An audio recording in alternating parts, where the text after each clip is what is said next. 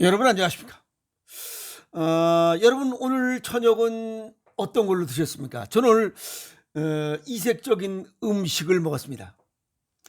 6시쯤에 집에서 마누라가 사무실에서 어떻게 뭐 "저녁을 어떻게 해결할 것이요?" 그래서 뭐 아무거나도 먹어야죠."라고 했더니 그러면 사무실 문 잠그고 "빨리 나오세요."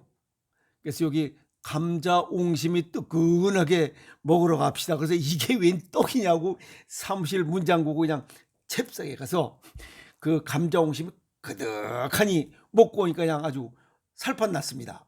너무 기분이 좋습니다. 이 옹심이 먹고 기분 좋은 거 여러분들이 쫙 나눠 드리면서 오면서 생각한 거. 대체의학에 관한 이 생각들이 아직도 그렇게 많지 않은 것 같아요. 대체의학, 대체의료에 관한 이야기 간단하게 정리해 보도록 하겠습니다. 대체의료, 대체의학, 대체의학 그러니까 크게 의학은 서양의학, 동양의학, 대체의학, 민중의술 이렇게 큰 덩어리를 이렇게 되고 대체의학 분야에 다양한 요법들이 있습니다. 아시겠어요? 그 요법을 의학이라고 하면 그건 아주 잘못된 거예요. 그래서 인제 서양의학은 대증요법이라고 해서 현재 불편한 거, 현재 불편한 거 이런 거를 주로 위주로 치료하는 거고 전인 치유라고 해서 동양의학, 대체의학 이 분야는 몸 전체를 보고 치료에 중점을 둔다. 이렇게 차이를 이렇게 구분하실 수 있으면 좋겠습니다. 그래서 서양의학적인 용어를 빌리면 홀리스틱 의료라고 그래요. 홀리스틱 의료. 우리 이 동양에서는 대체의학이라고 하고 서양의학적 용어로 대체의학을 홀리스틱 의료라고 그래요. 그건 뭐냐면 그리스의 홀로스 그거에서 파생된 거예요. 홀 전체 그다음에 헬스 그다음에 뭐 헐리 이런 거 전부 다 그 이 전체라고 하는 여기에서 파생된 단어들이에요. 그래서 홀리스틱 의료 요건 동양의학적 용어로 쓰면 대체의학입니다.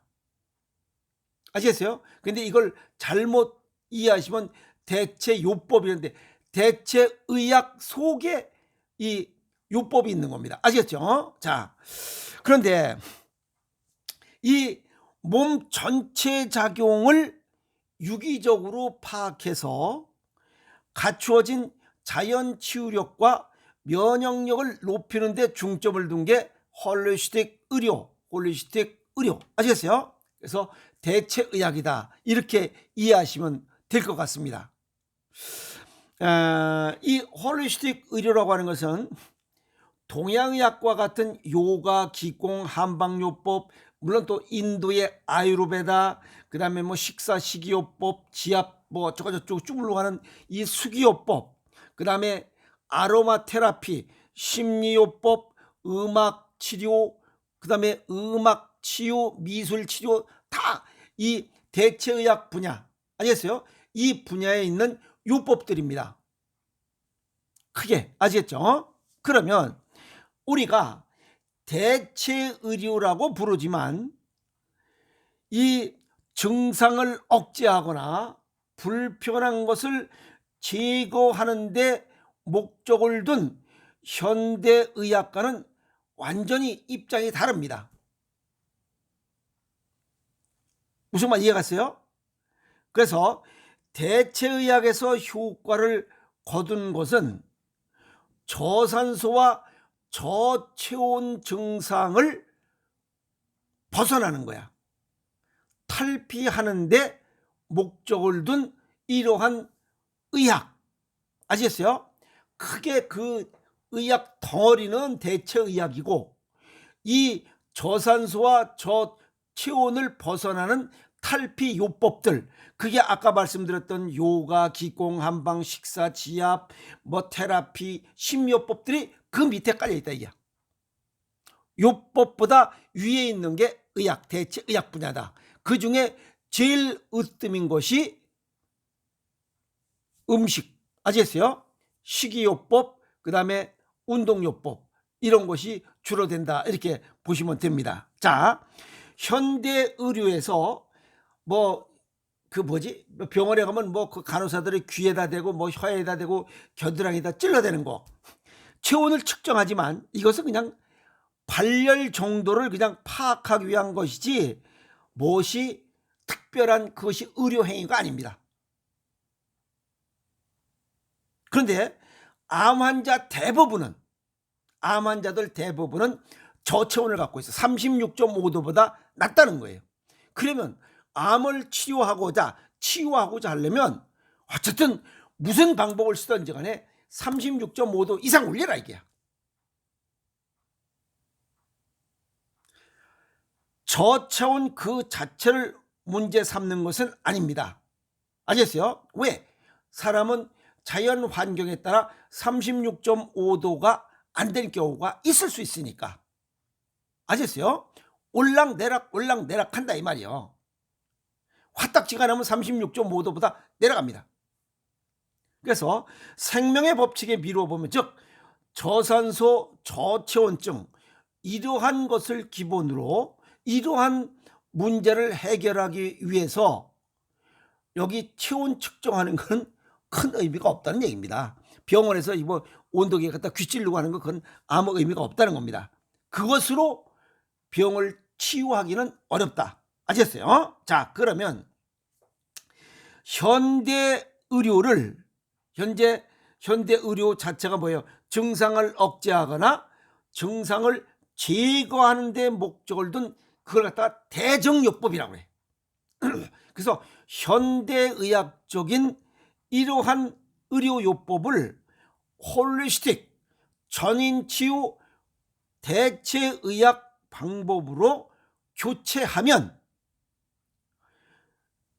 현대의학으로 하는 것들을 홀리스틱 의료, 대체의학 방법으로 길이까지 한다면 그 문제가 즉시 해결되는 것이 아니라는 거예요. 아시겠어요? 즉시 해결되는 것도 아닙니다. 왜냐하면 아직도 저체온 저산소가 암 발생의 주요 원인이다라고 이렇게 서양의학자들이 인식을 하고 있지 않다는 거예요. 그것이 문제입니다. 이게 하나 문제고, 또 하나는 암이 발생했던 암 환자 본인이 이런 믿음이 없다는 거예요. 아직 인식이 정립되지 않았다는 겁니다. 확신하지 못하고 있기 때문에 의료는 믿음이 없으면 효과가 없습니다. 그걸 갖다가 우리는 위약 효과라고 그러죠. 진짜 약과 가짜 약, 이걸 갖다가 비교 이렇게 해서 데이터 내는 것들 있잖아요. 그래서 믿음이 없으면 효과가 반감되기 때문에 그래요. 예를 들어서 식사요법이 짱 좋다고 얘기를 하지만 먹는 게 굉장히 중요합니다. 왜? 우리 몸속에 뼈다구, 살, 근육, 혈액의 이 네 가지 기본 구성 요건의 원료가 되기 때문에. 그런데 그것이 전부가 아니라는 거예요. 왜 그러냐면 동양의학적으로 양에 의해서 음이 움직인다고 그랬어요. 음이 변화한다. 즉 스트레스 이 문제를 제껴놓고, 안 보이니까 제껴놓고 이 생식이나 식이요법만 갖고 예를 들어서 암을 치유하고자 덤빈다면 효과가 미미하다는 겁니다. 왜? 스트레스가 더 큰 퍼센테이지를 갖고 있기 때문에 그래요. 그래서 잘못 이해하면 이 식이요법으로 효과가 미흡해요. 그러다 보니까 이게 식이요법이 좋다고 해서 그걸 했는데도 불구하고 어느 시점이 되니까 치유되기는커녕 암이 재발되고 리바운드 나오고 확산되는 이런 잘못된 결과를 나타날 수 있다는 거예요. 그것은 스트레스라고 하는 큰 덩어리를 방치했기 때문에 그래요. 이해했죠? 그래서 스트레스가 굉장히 중요한 겁니다. 그러다 보니까 단일요법, 단일 음식, 단일 영양제로는 아예 게임이 안 된다는 거예요. 이제 이해하셨죠? 그래서 스트레스를 해소하는 방법이 첫 번째입니다. 그 두 번째가 식이요법이에요. 식사요법이야. 확실히 개념을 그렇게 잡으셔야 됩니다. 아시겠어요? 스트레스 의미를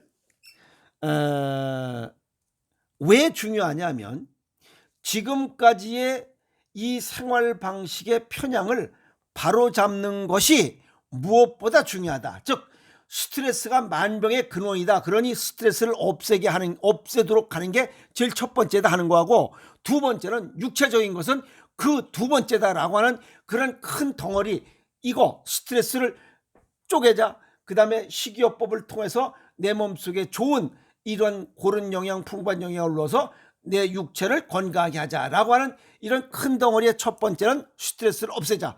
두 번째는 올바른 식이요법을 해야 내가 건강을 지킬 수 있다라고 하는 그런 것들을 생각을 바꿔야 된다는 겁니다.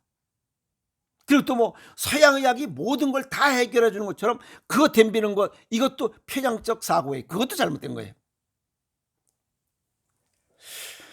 그래서 암 발생이, 예를 들어서 암 발생이 스트레스라고 하는 큰 테두리 안에 암이 촉진될 수 있도록, 촉진하도록 편향된 식습관이 암 발생을 일으켰고 암 발생의 원인이었다고 하는 것을 본인이 느껴야 돼요.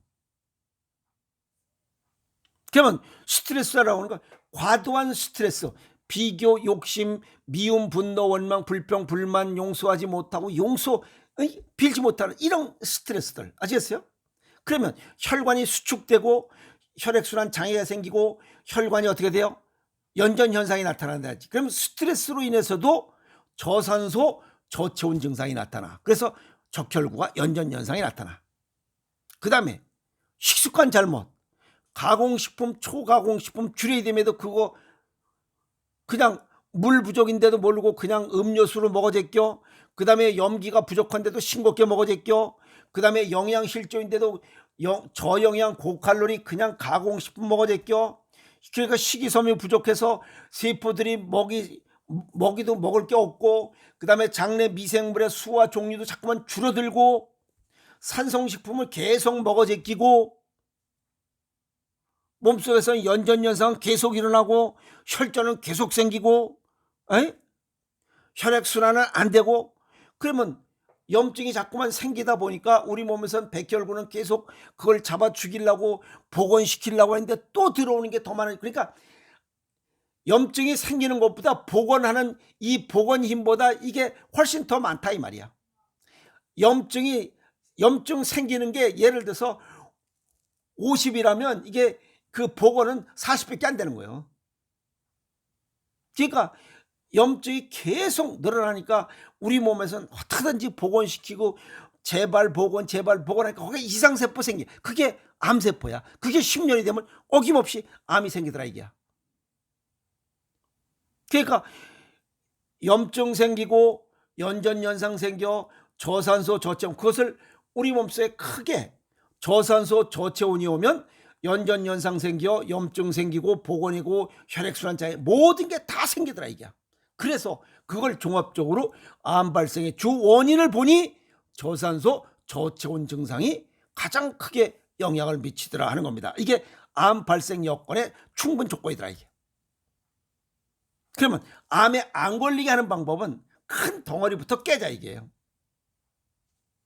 스트레스를 줄여라. 그러려니 안 하는 거예요. 그리고 마음 수련해야 돼요.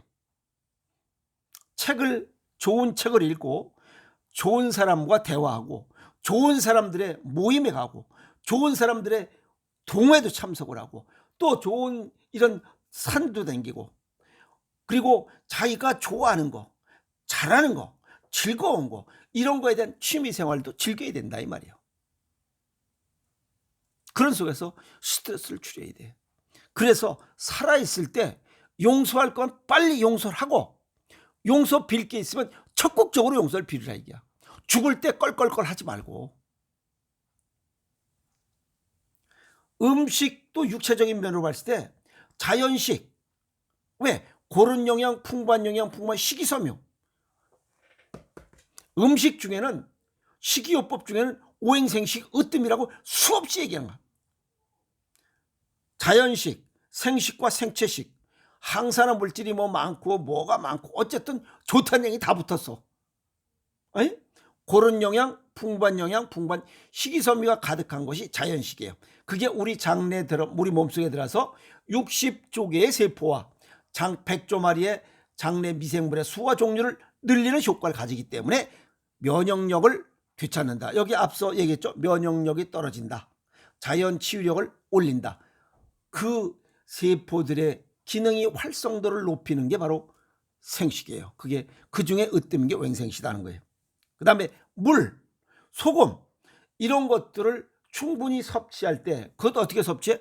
내 체질과 건강 정도에 맞게 섭취할 때 정상 체온, 정상 체중, 정상 체액을 유지하면 암 발생이 아예 되지 않는다 이게. 또 암이 발생했다면 치유가 가능하고, 우리 몸은 매일 주간에 이 스트레스로 인한 연전 현상이 생길 수 있어. 아시겠어요? 그러니까 충분하게 잠을 잘 때 이 연전 현상을 또 풀어내고 이렇게 그냥 살아가는 겁니다. 그래서 100만 개의 암세포가 생기고 죽고 하는 이런 과정 속에서 우리는 살아간다. 그런데 100만 개 이상의 암세포가 생기는 것이 점점 누적된다면 어김없이 암이 생기는 거예요. 그래서 이 생식은 기본이고 물과 소금, 이것이 암 예방의 최고봉. 아시겠어요? 자, 그 다음에 운동은 운동요법 거기에 포함되는 거니까. 그래서 이 홀리스틱 대체의학이 현대 의료와 차이점이 뭐냐면 부작용이 없다는 거예요. 그리고 즉시성이 조금 낮지만 부작용이 없이, 그 다음에 누구나 할 수 있어. 전문 의료인이 아니면 누구나 할 수 있어. 밥 먹는데 무슨 뭐 의사가 뭐 필요해? 생식 타먹는데 누가 필요해? 내가 알아서 타먹으면 되는 거지. 그 다음에 게으름은 실패합니다. 그 다음에 믿음이 부족해도 믿음이 부족해도 실패합니다. 그래서 시행 전에 충분한 자료를 수집하고 전문가의 도움도 받고 정리 후에 실행하면 됩니다. 매일 에브리데이 일신후일신하면 반드시 좋은 결과를 얻습니다. 아시겠어요? 대체의학의 중요성, 부작용이 없고 누구나 할 수 있다는 겁니다.